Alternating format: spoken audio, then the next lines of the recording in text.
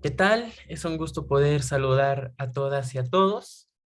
En esta ocasión vamos a hacer un pequeño repaso sobre fisiología renal.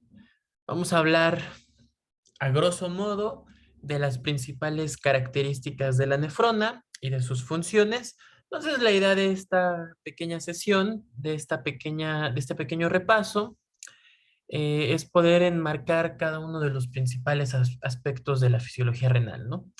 La idea de esta pequeña clase es que sea un breve resumen con las principales características de la nefrona y entonces un pequeño resumen sobre fisiología renal, los conceptos más importantes, sobre todo enfocados en la nefrona. Entonces vamos a hablar de algo que es por demás muy hermoso. Espero que si les agrada este video podamos tener la oportunidad de subir videos sobre cada uno de estos temas de manera individual para poder desarrollarlos bien, para poder desarrollarlos eh, con más holgura. Entonces vamos a hablar sobre fisiología renal. Y bueno, en primer lugar, como generalidades, pues hay que hablar del riñón, de este pequeño órgano retroperitoneal que parece frijol. Podríamos decir que el riñón, como generalidades anatómicas, es un órgano retroperitoneal. Retroperitoneal es un órgano que aproximadamente en un individuo fisiológico pesa 150 gramos, aproximadamente, en un hombre de 70 kilogramos de edad.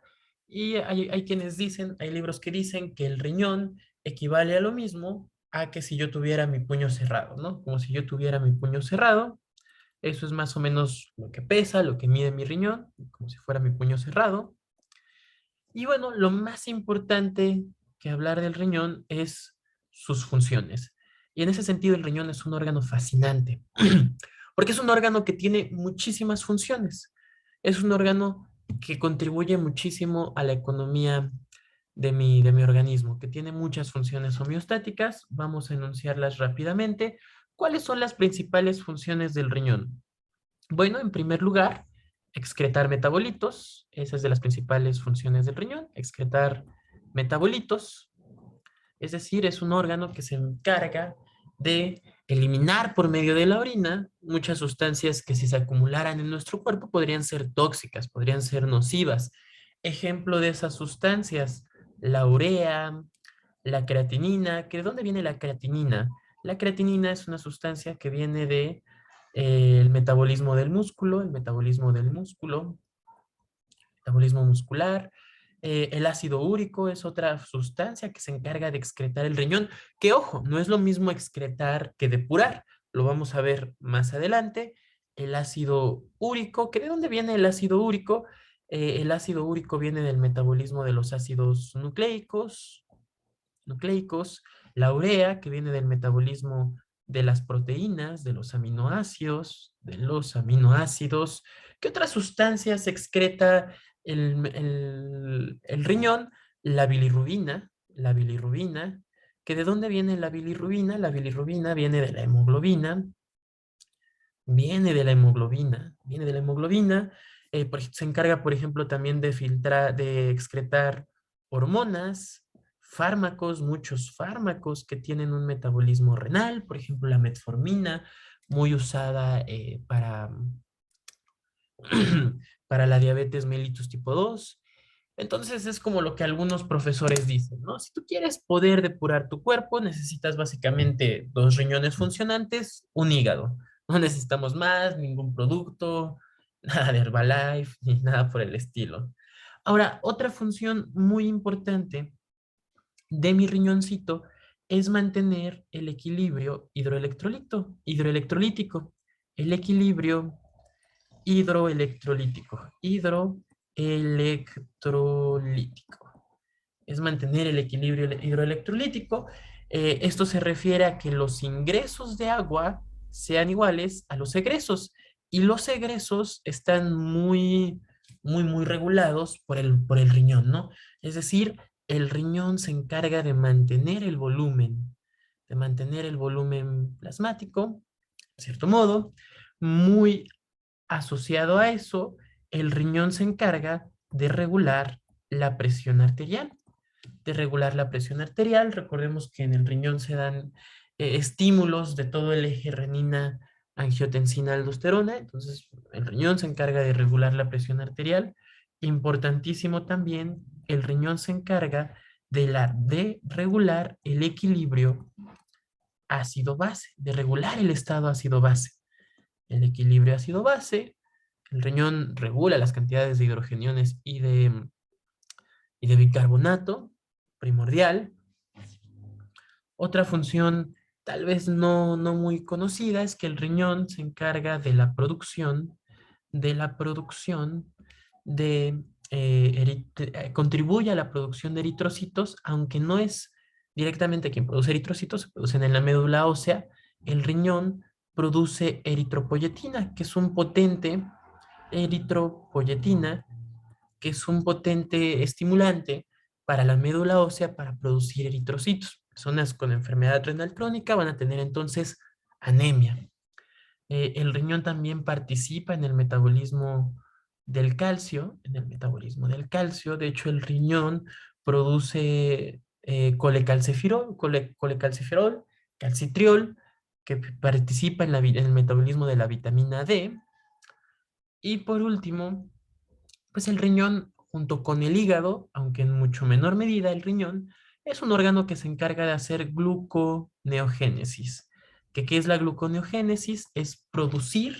La gluconeogénesis es eh, producir glucosa a partir de vías anapleróticas, es decir, a partir de aminoácidos, a partir de otros compuestos. Es la producción de glucosa a partir de vías anapleróticas del ciclo de Krebs, ¿no? Eh, eso es la gluconeogénesis. A grandes rasgos, estas son las funciones primordiales que ejerce el riñón y un pequeño repaso anatomopatológico un pequeño repaso histológico. Hay que recordar la anatomía patológica del riñón. Entonces, algo muy importante a tener en cuenta, si nosotros dibujáramos aquí el riñón, es que el riñón tiene tres tractos aquí, ¿no? Tiene una arteria renal, tiene otro tracto de salida, la vena renal, y junto con esto también viene una serie de ureteros, ¿no? Los ureteros, por donde sale la orina, ureteros. Ahora, el riñón, histológicamente sabemos que se divide en dos formas. Se divide en una corteza, que es más superficial, en una corteza, y en la médula. Esto es muy importante porque ¿cuál es la unidad funcional del riñón? La unidad funcional del riñón es la nefrona. Es la nefrona. Y entendiendo que el riñón tiene una corteza y que tiene una médula, entonces en el riñón puede haber dos tipos de nefronas, dependiendo de dónde tengan sus glomérulos. Vamos a explicar ahorita las características de una nefrona. Puede haber nefronas que si sus glomérulos están en la corteza, entonces se le van a denominar nefronas corticales. Y estas son aproximadamente del 70 al 80% de todas las nefronas. Y si sus glomérulos están entonces van a ser nefronas yuxtaglomerulares. Yuxtaglomerulares. Y estas son del 20 al 30%. Estas son las nefronas con las asas de Henle más profundas, inclusive llegan a sus asas de Henle son tan profundas que son los sitios con mayor osmolaridad de todo el cuerpo humano. Son los sitios con mayor osmolaridad, el riñón también contribuye a eso, indirectamente regula el volumen porque regula la osmolaridad sérica, y esto le permite entonces a mi riñón concentrar la orina, estas nefronas yuxtaglomerulares. Ahora, hablábamos que la unidad funcional del riñón es la nefrona, pero bueno, es un buen momento para preguntarnos qué es una nefrona. Y una nefrona es una serie de glomérulos más tubos renales. Es una serie de glomérulos, o es más bien un glomérulo no en plural, sino en singular, un glomérulo más tubos renales. Un glomérulo más tubos. Ahora, en ese sentido, entonces, ¿qué es un glomérulo? Y algo que hay que entender es que, bueno, nuestro riñoncito tiene una irrigación por una arteria renal. Entonces, vamos a repasar un poquito, si alguien aquí es anatomista, corríjame si estoy diciendo las cosas de una manera incorrecta. Vamos a repasar un poquito cómo es la anatomía, cómo es la irrigación del riñón. Nosotros sabemos que viene la arteria renal y de la arteria renal, esta arteria se divide en arterias más pequeñas que se les llama arterias segmentarias. Las arterias segmentarias se dividen en arterias interlobares, las arterias interlobares en unas más chiquitas, en arteriolas arceiformes, en arterias arceiformes, y estas arterias arceiformes a su vez en arterias radiales. Y hay algo muy interesante. Entonces, resumiendo lo que decíamos, de la arteria renal salen las arterias segmentarias, de las arterias segmentarias, las arterias interlobares, de las arterias interlobares, las arterias arceiformes, y de aquí sale una arteria muy chiquita que se llama arteria radial. De la arteria radial hay algo muy interesante. De la arteria radial sale la arteriola aferente. Sale la arteriola aferente. De la arteria radial sale la arteriola aferente. Y de la arteriola aferente salen los glomérulos. Entonces, ¿qué ocurre? ¿Qué ocurre? Vamos a dibujarlo más abajo. Supongamos que esta es la arteria radial. La arteria radial después se transforma en arteriola aferente y esta arteriola aferente se pliega a sí misma en una serie de capilares, se pliega a sí misma y después saca otra arteriola, que es la arteriola eferente. Entonces, ¿qué es un glomérulo? Un glomérulo es una serie de capilares plegados en sí, plegados entre sí. Eso es un glomérulo, una serie de capilares plegados entre sí. Y es muy interesante porque entonces viene la arteriola, los capilares plegados, que son el glomérulo, y después viene otra arteriola. Viene después la arteriola eferente. Entonces decíamos nosotros que es una nefrona es un glomérulo, es decir, una serie de capilares plegados entre sí, más tubos. Estos capilares plegados entre sí van a estar rodeados por una serie de un tejido epitelial que se conoce como cápsula de Bowman. Como cápsula de Bowman, cápsula de Bowman. Entonces el glomérulo va a estar plegado, va a estar el glomérulo va a estar rodeado por su cápsula de Bowman y de esta cápsula de Bowman y el glomérulo van a empezar a salir una serie muy amplia de, van a salir una serie muy amplia de túbulos. Empiezan a plegarse entre sí los túbulos, lo que se conoce como túbulo contorneado proximal. Después los tubos sufren un plegamiento, van de manera profunda y se pliegan en lo que se conoce como asa de Henle. El asa de Henle tiene una rama descendiente delgada y una rama ascendente gruesa, una rama descendiente delgada, una rama ascendente delgada y una rama ascendente gruesa, es decir, aquí aumenta su tejido y después los mismos capilares se vuelven a plegar otra vez entre sí, lo que se conoce como túbulo contorneado distal, los túbulos colectores y después los ureteros. Y de ahí saldrían los ureteros, ¿no? Entonces, ¿qué estamos descubriendo? Estamos descubriendo que el glomérulo es una serie de túbulos, túbulo contorneado proximal, túbulo contorneado proximal, el asa de Henle túbulo contorneado distal, túbulos colectores. Entonces, esta serie de túbulos más un capilar glomerular es una nefrona, más un glomérulo. Túbulos más un glomérulo, eso es una nefrona. Y algo muy interesante es que de la arteriola eferente salen una serie de vasos que le van a dar irrigación a todos los túbulos. Y ya después de esos vasos sale la vena radial. A estos vasos que le dan irrigación a los túbulos se le conoce como capilares peritubulares. Peritubulares porque le dan irrigación a los túbulos, o vasa recta, así lo mencionan algunos libros. Entonces, tenemos que de toda la irrigación del riñón, llega a la arteriola aferente, se transforma en un glomérulo, llega a la arteriola eferente, después de la arteriola eferente salen los capilares peritubulares, y de los capilares peritubulares salen las venas radiales, luego de la vena radial seguiría la vena arceiforme y así sucesivamente, hasta que de la vena arceiforme la vena interlobular, luego la vena segmentaria y luego la vena radial, ¿no? La vena radial, la vena radial, la vena renal, la vena renal.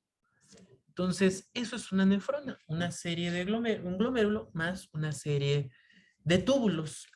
Ahora, vamos a dibujarlo de otra forma. Vamos a dibujarlo de otra forma. Entonces, a grandes rasgos, un glomérulo, básicamente, tendríamos que es esto, ¿no? Es una arteriola eferente. Una nefrona a grandes rasgos es esto, una arteriola eferente. De ahí sale el glomérulo, una arteriola, más bien una arteriola aferente. De ahí sale el glomérulo, luego una arteriola eferente. Y decíamos que la arteriola eferente, decíamos que del glomérulo estaba recubierto por la cápsula de Bowman, Bowman,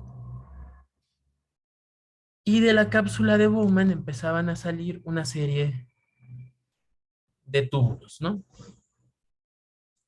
Y decíamos que de esta arteriola eferente salen los capilares peritubulares, los que le van a dar irrigación al tubo, ¿no? Los capilares peritubulares, los que le van a dar irrigación al tubo, salen los capilares peritubulares, capilares peritubulares.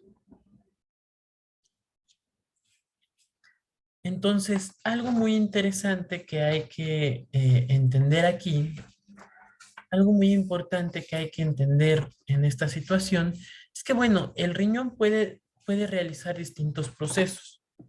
Por todas estas arteriolas aferentes, evidentemente, hay un flujo sanguíneo, ¿no? Hay un flujo sanguíneo que está atravesando a través de ellas, que está fluyendo a través de ellas. ¿Qué porcentaje del gasto cardíaco total recibe como irrigación el riñón? Aproximadamente el porcentaje del gasto cardíaco es un 22%. Entonces, cuando la sangre pasa a través de la arteriola aferente y a través del glomérulo, si la sangre pasa del glomérulo hacia la cápsula de Bowman, es decir, hacia el inicio de los túbulos, entonces resulta que en el glomérulo hay pequeñas fenestraciones, hay pequeñas hendiduras, de las que vamos a hablar más adelante, que hacen que el glomérulo sea como, sea como un filtro, como por ejemplo cuando colamos el jugo de naranja y se queda toda la fibra y solo pasa el jugo, es algo muy similar al glomérulo. Entonces es un filtro.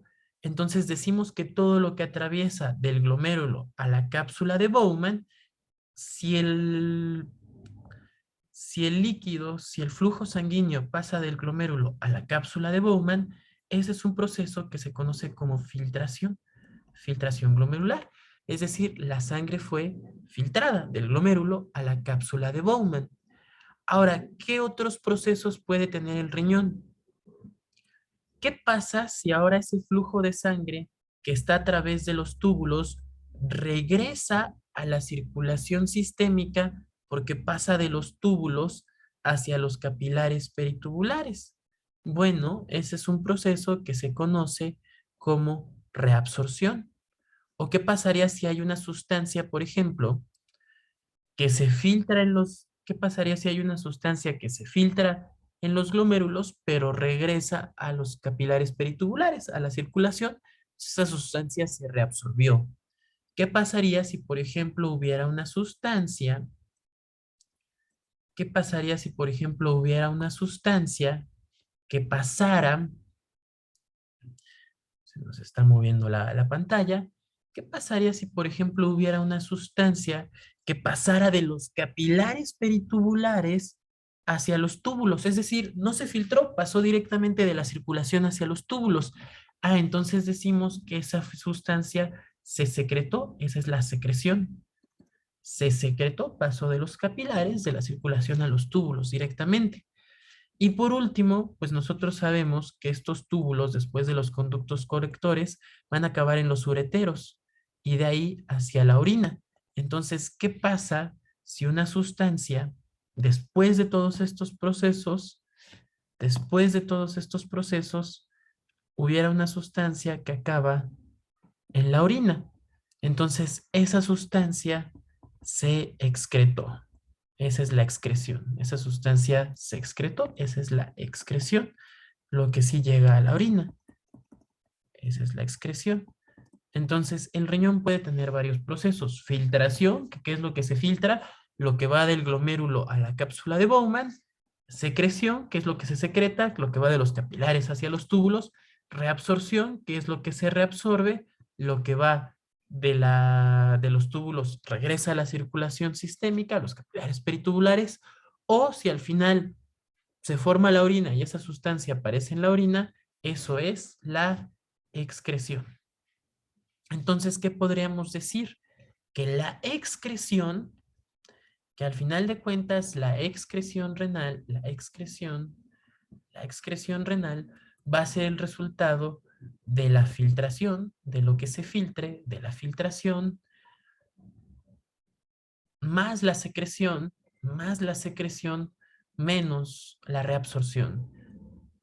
Es decir, el resultado de todos estos procesos. Vamos a poner en colorcitos, vamos a poner en color gris, por ejemplo, una sustancia. Supongamos, por ejemplo, el sodio. El sodio es una sustancia que es pequeñita, es una sustancia que es filtrada, que pasa del glomérulo y de la circulación hacia los túbulos, y una vez en los túbulos, entonces el sodio tiene filtración, la gran mayoría, el 99% del sodio, regresa a la circulación sistémica. Entonces vamos a decir que esa es una sustancia que se filtró, se reabsorbió, no se secretó y por tanto prácticamente la excreción de sodio es de cero en situaciones fisiológicas, a menos que haya patologías. Eso es un buen concepto. Ahora, algo que nos interesa mucho aquí es la capacidad de mi glomérulo de filtrar cosas. Por ejemplo, supongamos, eso lo vamos a hablar en el video de más adelante, cuando hablemos de cada una de las partes de la nefrona, pero si nosotros pensáramos en la capacidad de mi glomérulo de filtrar cosas, de mi glomérulo de poder filtrar cosas, esa capacidad va a depender entonces de los capilares glomerulares. Va a depender de los capilares glomerulares. La capacidad de filtración, entonces, ¿de quién depende? Del glomérulo, ¿no? La filtración va a depender de los capilares glomerulares. Algo muy interesante es que los capilares glomerulares están compuestos en su estructura por tres cosas. En primer lugar, los capilares glomerulares contienen una fina capa de endotelio. Y ese endotelio que tienen es un endotelio que tiene fenestraciones. Esa es una gran característica. El endotelio de los capilares glomerulares tiene fenestraciones. ¿Qué quiere decir? Imaginemos que aquí está el endotelio de los capilares glomerulares, aquí está el endotelio, y el endotelio tiene pequeños poros, pequeñas fenestraciones, es decir, pequeños agujeritos. De hecho, estos agujeritos miden de 70 a 100 nanómetros. ¿Y esto qué permite? Que entonces las sustancias como el sodio, el cloro, el agua, sean filtradas y pasen a través de estos pequeños, de estas pequeñas fenestraciones, eh, de estos pequeños agujeritos. ¿Qué más tiene el endotelio de los capilares glomerulares?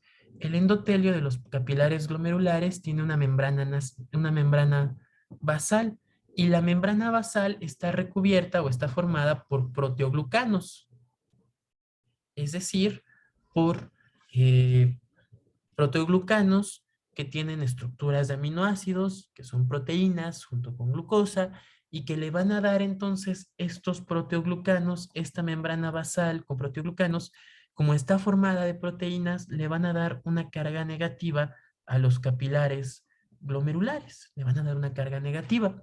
Y por último, los capilares glomerulares están compuestos por células células epiteliales, y estas células epiteliales tienen la característica de que tienen algo que se conoce como poros en hendidura.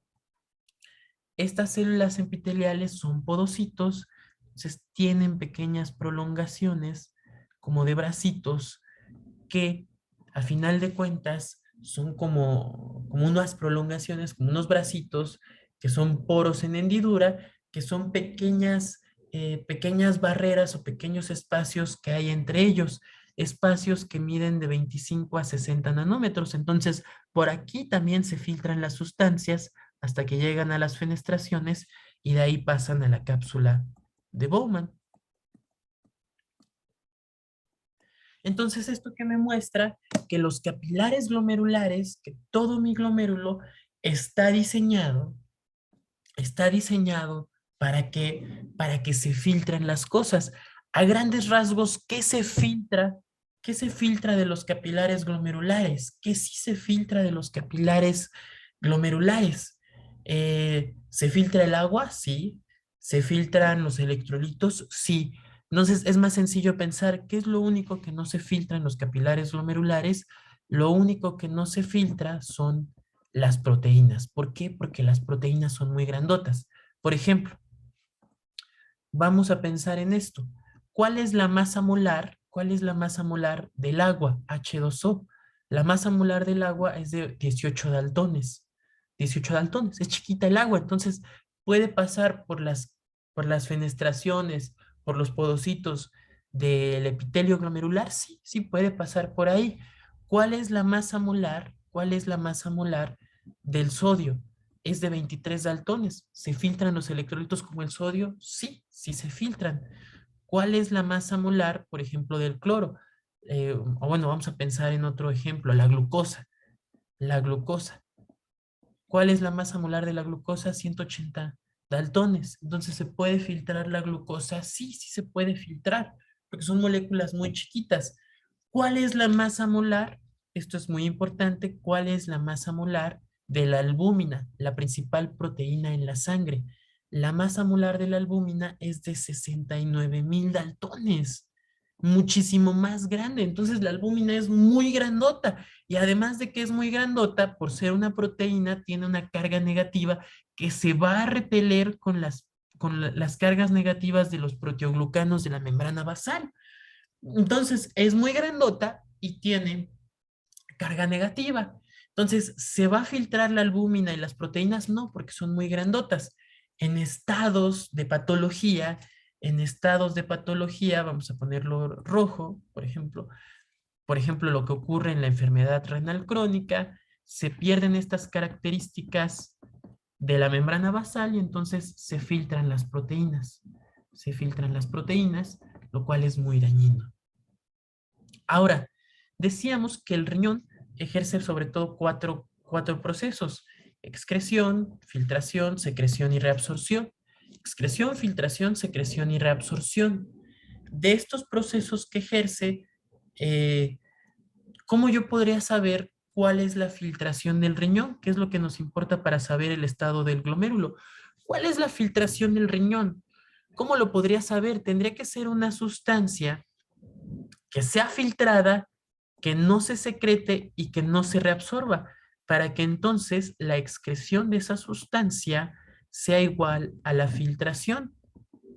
Es decir, Si yo tuviera una sustancia que solo se filtra, que no se secreta y que no se reabsorbe, sería una sustancia donde si yo la mido en la sangre y la mido en la orina, voy a pensar que son equivalentes lo que yo encuentre en la sangre, que es lo que se va a filtrar, y lo que yo encuentre en la orina, que es lo que se excretó. Es decir, si yo midiera una sustancia y la comparara en la sangre y la orina, y sé que esa sustancia se filtra, pero no se secreta y no se reabsorbe, entonces yo sabría que casi todo lo que encuentre en la orina y lo compare con la sangre, se filtró de esa sustancia.